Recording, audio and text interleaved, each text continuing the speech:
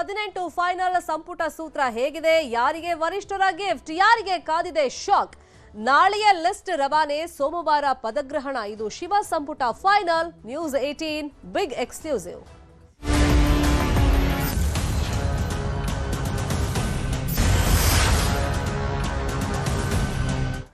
ಸಂಪುಟ ವಿಸ್ತರಣೆಗೆ ಕೊನೆಗೂ ಮುಹೂರ್ತ ಕೂಡಿ ಬಂದಿದೆ. ಹಾಗಾದ್ರೆ ಯಾರಿಗೆಲ್ಲ ಹೈಕಮಾಂಡ್ ಕೃಪೆಯನ್ನ ತೋರಿದೆ, ಯಾರಿಗೆ ಆಘಾತ ಕಾದಿದೆ?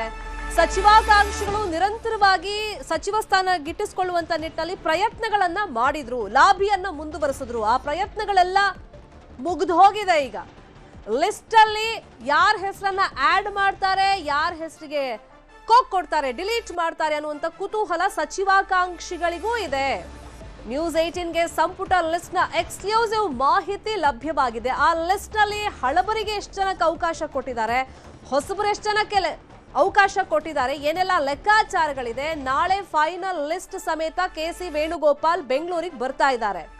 ನ್ಯೂಸ್ 18ಗೆ ಸಂಪುಟ ಲಿಸ್ಟ್ ನ ಎಕ್ಸ್ಕ್ಲೂಸಿವ್ ಮಾಹಿತಿಗಳು ಲಭ್ಯವಾಗಿದೆ. ಸೋಮವಾರವೇ ಪ್ರಮಾಣ ವಚನ ಸ್ವೀಕಾರ ಕಾರ್ಯಕ್ರಮ ನಡೆಯುತ್ತೆ 99% ಅಂತೇಳಿ ನಿನ್ನೆ ಸಿಎಂ ಡಿಕೆ ಶಿವಕುಮಾರ್ ಅವರು ಹೇಳಿದ್ದಾರೆ. ಅದಕ್ಕೆ ಬೇಕಾದಂತಹ ತಯಾರಿಗಳು ಲೋಕಭವನದಲ್ಲಿ ಆಗಿದೆ ಆಲ್ರೆಡಿ. ಮೊನ್ನೆಯಿಂದಲೂ ಕೂಡ ಲಿಸ್ಟ್ ಬರೋದನ್ನೇ ಕಾಯ್ತಾ ಇದ್ದಾರೆ.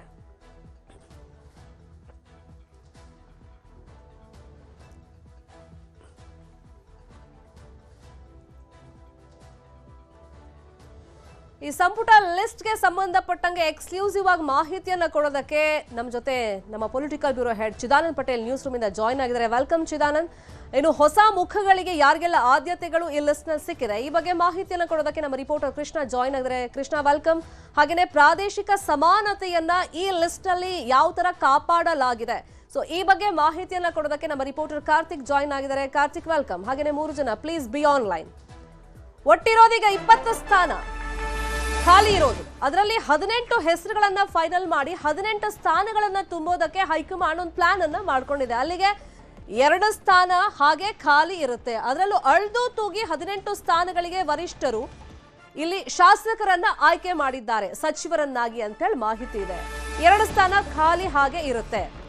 ನಾಳೆನೇ ಲಿಸ್ಟ್ ಜೊತೆಯಲ್ಲಿ ಕೆಸಿ ವೇಣುಗೋಪಾಲ್ ಅವರು ಬೆಂಗಳೂರಿಗೆ ಬರ್ತಾರೆ. ಸೋಮವಾರವೇ ಸಚಿವರ ಪ್ರಮಾಣ, ಬಹುತೇಕ ಸಂಜೆ ಸಂದರ್ಭದಲ್ಲಿ ಪ್ರಮಾಣ ವಚನ ಕಾರ್ಯಕ್ರಮ ನಿಗದಿಯಾಗಿದೆ ಅಂತ ಹೇಳಿ ಮಾಹಿತಿ ಇದೆ. ಸಚಿವರ ಆಯ್ಕೆಯಲ್ಲಿ ಹಲವಾರು ಸೂತ್ರಗಳು ಮತ್ತೆ ಲೆಕ್ಕಾಚಾರಗಳನ್ನ ಪಾಲನೆ ಮಾಡಲಾಗಿದೆ. ಅಂದ್ರೆ ಸಂಪುಟ ವಿಸ್ತರಣೆಯ ಇನ್ಸೈಡ್ ಮಾಹಿತಿಗಳು ನ್ಯೂಸ್ 18ಗೆ ಲಭ್ಯವಾಗಿದೆ. ಇನ್ನು ಇದರ ಹೊರತಾಗಿ ನಾವು ನೋಡೋದಾದ್ರೆ ಸ್ಪೀಕರ್ ಸ್ಥಾನ, ದಿನಕ್ಕೊಬ್ಬರ ಹೆಸರು ಇದಕ್ಕೆ ಕೇಳಿ ಬರ್ತಾ ಇದೆ. ಸ್ಪೀಕರ್ ಸ್ಥಾನಕ್ಕೆ ಹೊಸ ಹೆಸರು ಈಗ ಸೇರ್ಪಡೆಯಾಗಿದೆ.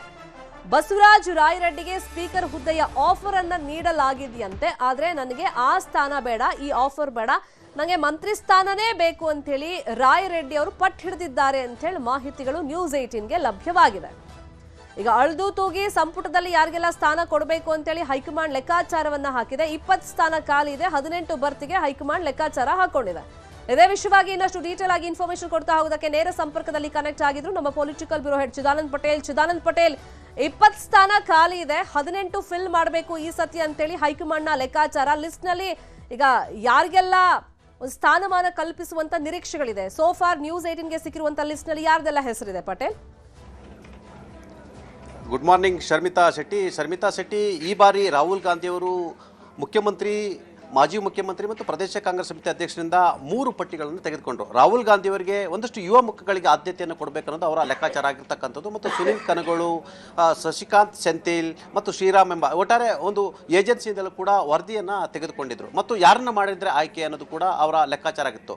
ಮುಖ್ಯಮಂತ್ರಿ ಮತ್ತು ಮಾಜಿ ಮುಖ್ಯಮಂತ್ರಿ ಮತ್ತು PCC ಅಧ್ಯಕ್ಷರಿಗೆ ಹೊಸ ಮುಖಗಳಿಗೆ ಮತ್ತು ಯುವಕರಿಗೆ ಆದ್ಯತೆಯನ್ನು ಕೊಡಿ, ಹೊಸಬರನ್ನ ಬೆಳೆಸಿ ಅಂತೇಳಿ ಪದೇ ಪದೇ ಒತ್ತಿ ಹೇಳ್ತಿದ್ರು. ಈ ಜಂಜಿ ಕಾಲದಲ್ಲಿ ಎಲ್ಲೊಂದು ಕಡೆ ಜಂಜಿ ಅಟ್ರಾಕ್ಷನ್ ಮಾಡಬೇಕಾಗಿರ್ತಕ್ಕಂಥದ್ದು ಕಾಂಗ್ರೆಸ್ನ ಅನಿವಾರ್ಯತೆ ಇರ್ತಕ್ಕಂಥದ್ದು ನೀಟ್ ಹೋರಾಟದಲ್ಲಿ ಕಂಡು ಬಂದಿರತಕ್ಕಂಥ ಒಂದು ಪಾಠ ಅಂತಲೇ ಹೇಳಲಾಗ್ತದೆ. ಈ ಎಲ್ಲ ಬೆಳವಣಿಗೆ ನಡುವೆ ರಾಹುಲ್ ಗಾಂಧಿ ಅವರು 3 ಲಿಸ್ಟನ್ನು ತೆಗೆದುಕೊಂಡ್ರು. ಸದ್ಯದ ಪ್ರಕಾರ ಮುಖ್ಯಮಂತ್ರಿ ಮತ್ತು ಮಾಜಿ ಮುಖ್ಯಮಂತ್ರಿ ಮತ್ತು ಪ್ರದೇಶ ಕಾಂಗ್ರೆಸ್ ಸಮಿತಿ ಅಧ್ಯಕ್ಷರಿಗೆ ಅವರು ಕೊಟ್ಟಿರ್ತಕ್ಕಂಥ ಲೀಸ್ಟಲ್ಲಿ ಯಾರು ಆಗ್ಬೋದು ಅಂತ ಲೆಕ್ಕಾಚಾರ ಇದ್ದಾರೆ ವಿನಃ 100% ಇವರೇ ಆಗ್ತಾರೆ ಅಂತ ಅವ್ರಿಗೂ ಕೂಡ ಗ್ಯಾರಂಟಿ ಇಲ್ಲ. ಯಾಕಂತ ಹೇಳಿದ್ರೆ ರಾಹುಲ್ ಗಾಂಧಿ ಅವರು ಹೇಳಿದ್ರು, ಭಾನುವಾರ ನಾವು ಕೆಸಿ ವೇಣುಗೋಪಾಲ್ ಜೊತೆ ನಮ್ಮ ಅಂತಿಮವಾದ ಒಂದು ಪಟ್ಟಿಯನ್ನು ಕೊಟ್ಕೊಳಿಸ್ತೀವಿ ಸಂಜೆ ಒಳಗಡೆ, ಸೋಮವಾರ ನೀವು ಪ್ರಮಾಣ ವಚನವನ್ನು ಸ್ವೀಕರಿಸಲಿಕ್ಕೆ ಎಲ್ಲ ಅರೇಂಜ್ಮೆಂಟ್ ಮಾಡ್ಕೊಳ್ಳಿ ಅಂತ ಸೂಚನೆ ಕೊಟ್ಟರು. ಹಾಗಾಗಿ ಮುಖ್ಯಮಂತ್ರಿ ಡಿ ಕೆ ಶಿವಕುಮಾರ್ ಜಯಕುಮಾರ್ ಅವರು ರಾಜಭವನದಲ್ಲಿ ಸೋಮವಾರ ಸಂಜೆ 5 ಗಂಟೆಗೆ ಪ್ರಮಾಣ ವಚನ ಕಾರ್ಯಕ್ರಮಕ್ಕೆ ಈಗಾಗಲೇ ಸಿದ್ಧತೆಯನ್ನು ಮಾಡ್ಕೊಳ್ಳಲಿಕ್ಕೆ ಸೂಚನೆ ಕೊಟ್ಟಿರ್ತಕ್ಕಂಥದ್ದು. ಈ ಎಲ್ಲ ಬೆಳವಣಿಗೆ ನಡುವೆ ಒಂದಷ್ಟು ಹೊಸ ಮುಖಗಳು ಸೇರ್ಪಡೆಗೊಂಡಿರ್ತಕ್ಕಂಥದ್ದು. ಈಗಾಗಲೇ ಮಾಜಿ ಮುಖ್ಯಮಂತ್ರಿ ಸಿದ್ದರಾಮಯ್ಯನವರು ಕುರುಬ ಸಮುದಾಯದಿಂದ ಒಂದು ಸ್ಥಾನವನ್ನು ಅವಕಾಶವನ್ನು ಕೊಡಬೇಕಿತ್ತು. ಅದು ಬ್ಯಾಡಗಿಯ ಬಸವರಾಜ ಶಿವಣ್ಣವರ ಹೆಸರನ್ನು ಶಿಫಾರಸು ಮಾಡಿದ್ರು. ಯಾಕಂತ ಹೇಳಿದ್ರೆ ಅವರು 3ಕ್ಕೂ ಹೆಚ್ಚು ಬಾರಿ ಗೆದ್ದಿರ್ತಕ್ಕಂಥವ್ರು. ಹಾಗಾಗಿ ಅವ್ರಿಗೆ ಅವಕಾಶವನ್ನು ಕೊಡಬೇಕಂತೇಳಿ ಮಾಜಿ ಮುಖ್ಯಮಂತ್ರಿ ತೀರ್ಮಾನ ಮಾಡಿದ್ರು. ಆದರೆ ಇದರ ನಡುವೆ ಹೊಸ ಹೆಸರು ಸೇರ್ಪಡೆ ಆಗಿರ್ತಕ್ಕಂಥದ್ದು ಚಿಕ್ಕಮಗಳೂರಿನ ಸದ್ಯ ನಿನ್ನೆಯಷ್ಟೇ ಅಧಿಕೃತವಾಗಿ MLC ಆಗಿರ್ತಕ್ಕಂಥ ಗಾಯತ್ರಿ ಶಾಂತೇಗೌಡರ ಹೆಸರು ಮುನ್ನೆಲೆಗೆ ಬಂದಿರತಕ್ಕಂಥದ್ದು. ಮೂಲಗಳ ಪ್ರಕಾರ ಹೈಕಮಾಂಡ್ ಒಂದು ತನ್ನದೇ ಆದ ಸರ್ವೆಯನ್ನು ಮಾಡಿತ್ತು.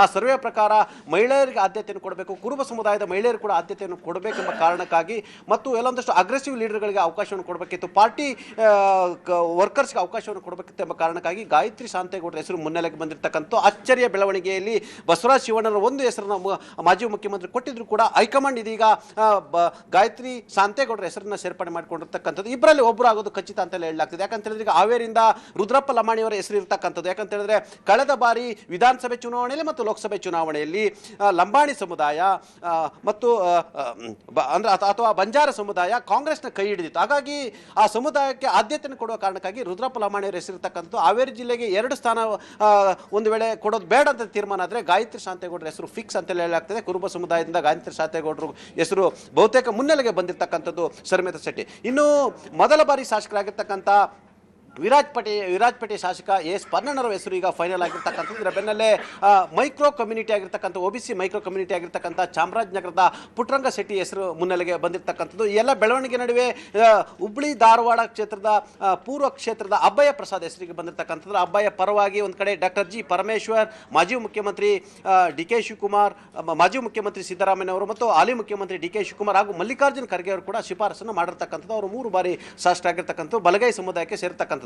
ಆದರೆ ಇಲ್ಲಿ ಲಾಟ್ರಿ ಹೊಡೆದಿರ್ತಕ್ಕಂಥ ಹೇಳಿದ್ರೆ ದಾವಣಗೆರೆ ಜಿಲ್ಲೆಯ ಮಾಯಕೊಂಡ ಕ್ಷೇತ್ರದ KS ಬಸವಂತಪ್ಪನವರು ಎಡಗೈ ಸಮುದಾಯಕ್ಕೆ ಸೇರ್ತಕ್ಕಂಥ ಆ ಭಾಗದ ಏಕೈಕ ಶಾಸಕರಾಗಿರ್ತಕ್ಕಂಥದ್ದು. ಆದರೆ ಎಲ್ಲ ಒಂದು ಕಡೆ ರಾಯಚೂರಿನ MLC ಆಗಿರ್ತಕ್ಕಂಥ ವಸಂತ್ ಕುಮಾರ್ ಹೆಸರನ್ನ ಮುನ್ನೆಲೆಗೆ ತಂದರು. ಆದರೆ ಅವರು ಎಡಗೈ ಸಮುದಾಯಕ್ಕೆ ಬರಲ್ಲ, ಅವರ ತಾಯಿ ಮಾತ್ರ ಎಡಗೈ ಸಮುದಾಯಕ್ಕೆ ಬರ್ತಕ್ಕಂಥರು. ಆದರೆ ಸಂಪೂರ್ಣವಾಗಿ ಎಡಗೈ ಸಮುದಾಯಕ್ಕೆ ಸೇರ್ತಕ್ಕಂಥರು ಹೊಸ ಮುಖ ಮೊದಲ ಬಾರಿ ಗೆದ್ದಿರ್ತಕ್ಕಂಥ KS ಬಸವಂತಪ್ಪರ ಹೆಸರು ಮುನ್ನೆಲೆಗೆ ಬಂದಿರತಕ್ಕಂಥದ್ದು. ಈ ಎಲ್ಲ ಬೆಳವಣಿಗೆ ನಡುವೆ ಹಾಸನದ ಶಿವಲಿಂಗೇಗೌಡರ ಹೆಸರು ಈಗ ಮುನ್ನೆಲೆಗೆ ಬಂದಿರತಕ್ಕಂಥದ್ದು. ಒಕ್ಕಲಿಗ ಸಮುದಾಯದಿಂದ ಬಾಲಕೃಷ್ಣ ಹೆಸರು, ಪ್ರಿಯಾಕೃಷ್ಣ ಅಥವಾ ಬಾಲಕೃಷ್ಣ, ಪ್ರಿಯಾಕೃಷ್ಣ ಅಥವಾ ಚೆಲುವರೇಸ್ವಾಮಿ ಹೆಸರು ಕೂಡ ಕೇಳಿ ಬಂದಿರತಕ್ಕಂಥದ್ದು. ಇದರ ನಡುವೆ ಶರತ್ ಬಚ್ಚೇಗೌಡರ ಹೆಸರು ಕೂಡ ಕೇಳಿ ಬಂದಿರತಕ್ಕಂಥದ್ದು.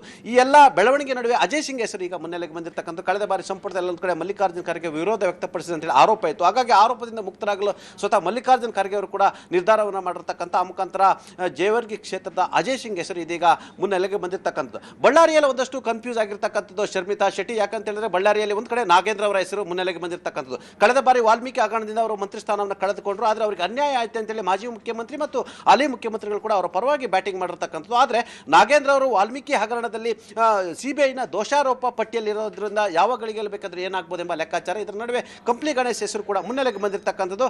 ಎಲ್ಲ ಬೆಳವಣಿಗೆ ನಡುವೆ ಅನ್ನಪೂರ್ಣ ತುಕಾರಾಮ್ ಅಂದರೆ ಸಂಡೂರು ಶಾಸಕಿ ಆಗಿರ್ತಕ್ಕಂಥ ಅನ್ನಪೂರ್ಣ ತುಕಾರಾಮ್ ಹೆಸರು ಕೂಡ ಈಗ ಕೇಳಿ ಬರ್ತಿರ್ತಕ್ಕಂಥದ್ದು. ಒಂದು ಕಡೆ ಈಡಿಗ ಸಮುದಾಯದ ಒಂದು ಕಡೆ ಮುಖ್ಯಮಂತ್ರಿ DK ಶಿವಕುಮಾರ್ ಅವರು ಮಧು ಬಂಗಾರ ಪರವಾಗಿ ಬ್ಯಾಟಿಂಗ್ ಮಾಡಿದರೆ, ಇನ್ನೊಂದು ಕಡೆ ಪ್ರದೇಶ ಕಾಂಗ್ರೆಸ್ ಸಮಿತಿ ಅಧ್ಯಕ್ಷ ಆಗಿರ್ತಕ್ಕಂಥ BK ಹರಿಪ್ರಸಾದ್ ಅವರು ವಿಜಯನಗರದ ಶಾಸಕರಾಗಿರ್ತಕ್ಕಂಥ ಗವಿಯಪ್ಪರವರಿಗೆ ಅವಕಾಶವನ್ನು ಕೊಡಿ. ಕಳೆದ ಬಾರಿ ಮಧು ಬಂಗಾರಪ್ಪನವರು ಕೊಟ್ಟಿದ್ದಾರೆ, ಆದರೆ ಈ ಬಾರಿ ಗವಿಯಪ್ಪನವರಿಗೆ ಅವಕಾಶ ಕೊಡಿ ಅಂತೇಳಿ ಈಗಾಗಲೇ ಮನವಿಯನ್ನು ಮಾಡ್ಕೊಂಡಿರ್ತಕ್ಕಂಥದ್ದು. ಇನ್ನು ಬೆಳಗಾವಿ ಜಿಲ್ಲೆಯಲ್ಲಿ ಅಶೋಕ್ ಪಟ್ಟಣ್ ಅಥವಾ ಲಕ್ಷ್ಮಣ್ ಸವದಿ ಹೆಸರಿಗೆ ಬಂದಿರತಕ್ಕಂಥದ್ದು. ಈಗ ರೇಸ್ನಲ್ಲಿ ಲಕ್ಷ್ಮಣ್ ಸವದಿ ಹೆಸರು ಮುನ್ನೆಲೆಗೆ ಬಂದಿರತಕ್ಕಂಥದ್ದು. ಆದರೆ ಅಶೋಕ್ ಪಟ್ಟಣ್ ಹೆಸರನ್ನು ಮಾಜಿ ಮುಖ್ಯಮಂತ್ರಿ ಆಗಿರ್ತಕ್ಕಂಥ ಸಿದ್ದರಾಮಯ್ಯನವರು ಅವರ ಲಿಸ್ಟ್ನಲ್ಲಿ ಕೊಟ್ಟಿರ್ತಕ್ಕಂಥದ್ದು. ಆದರೆ ಮಹತ್ತರ ಬೆಳವಣಿಗೆ ಒಂದರ ಹಿನ್ನೆಲೆಯಲ್ಲಿ ಲಕ್ಷ್ಮೀ ಹೆಬ್ಬಾಳ್ಕರ್ ಅವರು ಎಲ್ಲೊಂದು ಕಡೆ ಈ ಸಂಪುಟದ ರೇಸ್ನಿಂದ ಔಟ್ ಆಗಿದ್ದಾರೆ ಅಂತ ಹೇಳಲಾಗ್ತಿದೆ. ಅದರ ಬದಲಾಗಿ ಅವರಿಗೆ KPCCಯ ಕಾರ್ಯಾಧ್ಯಕ್ಷ ಹುದ್ದೆಯನ್ನು ಕೊಡುವ ಸಾಧ್ಯತೆ ಇದೆ ಎಂಬ ಮಾತು ಕೂಡ ಕೇಳಿ ಬರ್ತಿದೆ. ಮತ್ತೊಂದು ಕಡೆ ಮುಖ್ಯಮಂತ್ರಿಗಳ ರಾಜಕೀಯ ಕಾರ್ಯದರ್ಶಿ ಆದರೂ ಆಶ್ಚರ್ಯ ಪಡಬೇಕಾಗಿಲ್ಲ ಎಂಬ ಮಾತು ಕೂಡ ಕೇಳಿ ಬರ್ತಿರ್ತಕ್ಕಂಥದ್ದು. ಇನ್ನು ಈ ಎಲ್ಲ ಬೆಳವಣಿಗೆ ನಡುವೆ ಕೂಡ ಬೆಂಗಳೂರಿನಲ್ಲಿ ಮತ್ತೆ ಯಾರಿಗೆ ಅವಕಾಶ ಕೊಡ್ತಾರೆ ಅಂತೇಳಿ ಲೆಕ್ಕಾಚಾರ ಇರ್ತಕ್ಕಂಥದ್ದು. ಜಮೀರ್ ಅಹಮದ್ ಅವ್ರ ಮೇಲೆ ದಾವಣಗೆರೆಯ ಉಪಚುನಾವಣೆಯಲ್ಲಿ ಪಕ್ಷ ವಿರೋಧಿ ಚಟುವಟಿಕೆ ಮಾಡಿದ್ರೆ ಅವರಿಗೆ ಮಗ್ಗಲು ಮುಳ್ಳಾಗಿರ್ತಕ್ಕಂಥದ್ದು. ಹಾಗಾಗಿ ಅವರಿಗೆ ಎಲ್ಲೊಂದು ಕಡೆ ಇದು ಯಾವ ಮಟ್ಟಕ್ಕೆ ಮಗ್ಗಲು ಮುಳ್ಳಾಗಿದೆ ಅಂತ ಹೇಳಿದ್ರೆ ಒಂದು ಹಂತದಲ್ಲಿ ಆ ಸಂದರ್ಭದಲ್ಲಿ ಅವ್ರನ್ನ ಮಂತ್ರಿ ಸ್ಥಾನದಲ್ಲಿ ಕಿತ್ತೊಗೆಯುವಂತೆ ಸ್ವತಃ ರಾಹುಲ್ ಗಾಂಧಿ ಅವರು ಅವತ್ತಿನ ಮುಖ್ಯಮಂತ್ರಿ ಸಿದ್ದರಾಮಯ್ಯ ಅವರು ಸೂಚನೆಯನ್ನು ಕೊಟ್ಟಿದ್ರು. ಸಿದ್ದರಾಮಯ್ಯ ಅದನ್ನ ಬ್ಯಾಲೆನ್ಸ್ ಮಾಡ್ಕೊಂಡು ಬಂದರು. ಈಗ ಅದೇ ಸಿದ್ದರಾಮಯ್ಯನವರು ಎಲ್ಲೊಂದು ಕಡೆ ಪಕ್ಷ ವಿರೋಧ ಚಟುವಟಿಕೆಯನ್ನು ಮಾಡಿದ್ರು, ನನ್ನ ಮರ್ಯಾದೆಯನ್ನು ತೆಗೆದ್ರು ಅನ್ನೋ ಕಾರಣಕ್ಕಾಗಿ ಜಮೀರ್ ಅಹಮದ್ ಹೆಸರನ್ನು ಶಿಫಾರಸು ಮಾಡಿಲ್ಲ. ಬದಲಾಗಿ ರಿಜ್ವಾನ್ ಅರ್ಷದ್ ಅವರಿಗೆ ಏನು ಅವರ ಬೆಂಬಲವನ್ನು ಸೂಚಿಸಿರ್ತಕ್ಕಂಥದ್ದು. ರಿಜ್ವಾನ್ ಅರ್ಷದ್ ಅವರಿಗೆ ಕೃಷ್ಣ ಬೈರೇಗೌಡರ ಟೀಮ್ ಮತ್ತು ಸುನೀಲ್ ಕನಗೋಳ್ರ ಅವರು ಕೂಡ ಇವರು ಯುವಕರಿದ್ದಾರೆ, ವಿದ್ಯಾವಂತರಿದ್ದಾರೆ ಅಂತಲೇ ಆದ್ಯತೆಯನ್ನು ಕೊಡಿ ಅಂತ ಹೇಳ್ತಿರ್ತಕ್ಕಂಥದ್ದು. ಹಾಗಾಗಿ ರಿಜ್ವಾನ್ ಅರ್ಷದ್ ಅಥವಾ ಜಮೀರ್ ಅಹಮದ್ ನಡುವೆ ಪೈಪೋಟಿ ಇರ್ತಕ್ಕಂಥದ್ದು. ಆದರೆ ಜಮೀರ್ ಅಹಮದ್ ಪರವಾಗಿ ಕೆ.ಸಿ. ವೇಣುಗೋಪಾಲ್ ಇರೋದ್ರಿಂದ ಯಾವುದೇ ಗಳಿಗೆಯಲ್ಲಿ ಕೂಡ ಜಮೀರ್ ಅಹಮದ್ ಹೆಸರು ಕೂಡ ಏನು ಪಟ್ಟಿಗೆ ಸೇರ್ಬೋದು, ಅಥವಾ ರಿಜ್ವಾನ್ ಅರ್ಷದ್ ಅವರ ಹೆಸರು ಕೂಡ ಪಟ್ಟಿಗೆ ಸೇರ್ಬೋದು ಎಂಬ ಲೆಕ್ಕಾಚಾರ ಇರ್ತಕ್ಕಂಥದ್ದು. ಇನ್ನು ಎಂ ಕೃಷ್ಣಪ್ಪ ಅವರ ಪುತ್ರ ಪ್ರಿಯಾಕೃಷ್ಣ ಹೆಸರು ಕೇಳಿ ಬರ್ತಿರ್ತಕ್ಕಂಥದ್ದು. ಇನ್ನು ಬಾಲಕೃಷ್ಣ ಅವರ ಹೆಸರು ಕೇಳಿ ಬರ್ತಕ್ಕಂಥದ್ದು. ಚಲುವರಾಯಸ್ವಾಮಿ ಹೆಸರು ಕೂಡ ಕೇಳಿ ಬರ್ತಿರ್ತಕ್ಕಂಥದ್ದು. ಇನ್ನು ಒಕ್ಕಲಿಗರೆ ಒಬ್ಬರು ಅಥವಾ ಇಬ್ಬರಿಗೆ ಕೂಡ ಅವಕಾಶ ಇರ್ತಕ್ಕಂಥದ್ದು. ಈ ಬೆಳವಣಿಗೆ ನಡುವೆ ಪ್ರಿಯಾಂಕ್ ಖರ್ಗೆ ಅವರು ಅವರ ತಂದೆ ಮಲ್ಲಿಕಾರ್ಜುನ್ ಖರ್ಗೆ ಅವರ ಮುಖಾಂತರ ಶರತ್ ಬಚ್ಚೇಗೌಡರ ಪರವಾಗಿ ಲಾಬಿಯನ್ನ ಮಾಡ್ತಿರ್ತಕ್ಕಂಥದ್ದು. ಒಟ್ಟಾರೆ ಈ ಸಂಪುಟ ನೋಡಿದ್ರೆ ಒಂದಷ್ಟು ಹೊಸ ಮುಖಗಳಿಗೆ ಆದ್ಯತೆಯನ್ನು ಕೊಡಬೇಕು, ಒಬಿಸಿಗೆ ಅವಕಾಶ ಕೊಡಬೇಕಂತ ಇರ್ತಕ್ಕಂಥದ್ದು. ಹಾಗಾಗಿ ನಾನು ಹೇಳಿದೆ ನಿಮಗೆ ಪುಟ್ಟರಂಗ ಶೆಟ್ಟಿ ಅವರ ಹೆಸರು ಹೇಳಿದೆ. ಅವರು ಮೈಕ್ರೋ ಕಮ್ಯುನಿಟಿ ಉಪ್ಪಾರ ಸಮುದಾಯಕ್ಕೆ ಸೇರಿದಂಥವ್ರು ಕೂಡ ಅವರಿಗೆ ಅವಕಾಶವನ್ನು ಕೊಡಿ ಅಂತೇಳಿ ಈಗಾಗಲೇ ಲೆಕ್ಕಾಚಾರಗಳು ನಡೆದಿರ್ತಕ್ಕಂಥದ್ದು. ಶರ್ಮಿತಾ ಶೆಟ್ಟಿ. ಚಿದಾನಂದ್ ಪಟೇಲ್, ಮತ್ತೊಂದು ಪ್ರಮುಖ ಅಂಶ ಅಂತಂದ್ರೆ ಇಲ್ಲಿ ಮೂರ್ ಲಿಸ್ಟ್ ಅನ್ನ ಕೊಟ್ಟಿದ್ದಾರೆ, ಮತ್ತೆ ಅವ್ರಿಗೂ ಗ್ಯಾರಂಟಿ ಇಲ್ಲ. ಖುದ್ದು ಸಿಎಂ ಡಿ ಕೆ ಶಿವಕುಮಾರ್ ಅವ್ರಿಗೂ ಗ್ಯಾರಂಟಿ ಇಲ್ಲ ಅವ್ರ ಲಿಸ್ಟ್ ಅಲ್ಲಿ ಯಾರಿಗೆಲ್ಲ ಆದ್ಯತೆ ಸಿಗುತ್ತೆ ಸಂಪುಟದಲ್ಲಿ ಅಂತ ಹೇಳಿ. ಹಾಗಾಗಿ ಈ ಬಣ ರಾಜಕೀಯವನ್ನ ಹೈಕಮಾಂಡ್ ಹೆಂಗ್ ಬ್ಯಾಲೆನ್ಸ್ ಮಾಡುತ್ತೆ? 20ರಲ್ಲಿ 18 ಫಿಲ್ ಮಾಡೋದು, 2 ಬಾಕಿ ಉಳಿಸ್ಕೊಳ್ಳೋದು, ಇದು ಯಾವ ತರ ಸ್ಟ್ರಾಟಜಿ?